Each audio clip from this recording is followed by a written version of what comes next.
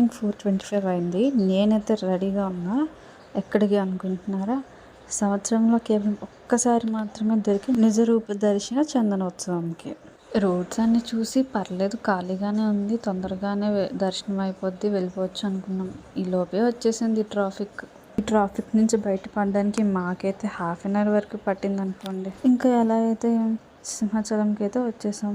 కానీ ఈరోజు ఒక్కరోజు మాత్రమే కొండ మీదకి మన ఓన్ వెహికల్స్తో వెళ్ళడానికి పర్మిషన్ లేదు. దేవస్థానం వాళ్ళు ఏర్పాటు చేసిన ఉచిత బస్సుల్లో మాత్రమే వెళ్ళాలి. కానీ చూస్తే ఇక్కడ ఒక్క బస్సు కూడా ఖాళీగా లేదు. చూడండి, అన్ని బస్సులు ఫుల్ అయిపోయి ఉన్నాయి. ఇంకా చేసేది ఏం లేక ఖాళీ ఉండే బస్సు వచ్చే వరకు వెయిట్ చేస్తూ ఉన్నాం. వెయిట్ చేస్తే ఒక్క బస్సు వచ్చింది. ఇంకా ఎర్లీ మార్నింగ్ ఆ నేచర్ని ఎంజాయ్ చూస్తూ కొండ మీదకి అయితే వెళ్ళిపోతున్నాం.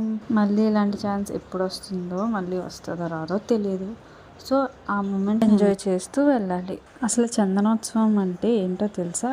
ఇన్ని రోజులు ఉన్న పాత గంధాన్ని తీసి ఈరోజు ఒక్కరోజు మాత్రమే నిజరూప దర్శనాన్ని ఇచ్చి మళ్ళీ కొత్త గంధాన్ని పూస్తారు. దాన్నే చందనోత్సవం అని అంటారు. ఈ నిజరూప దర్శనాన్ని ఎవరైతే చేసుకుంటారో వాళ్ళకి చాలా మంచి జరుగుతుంది.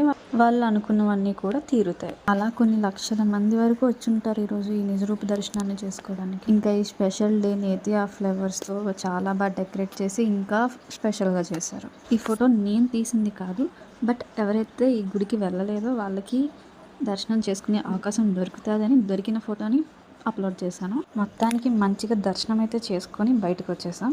అందరూ బాగుండాలని కోరుకుంటూ మీ కీర్తి వ్లాగ్స్. Please do subscribe.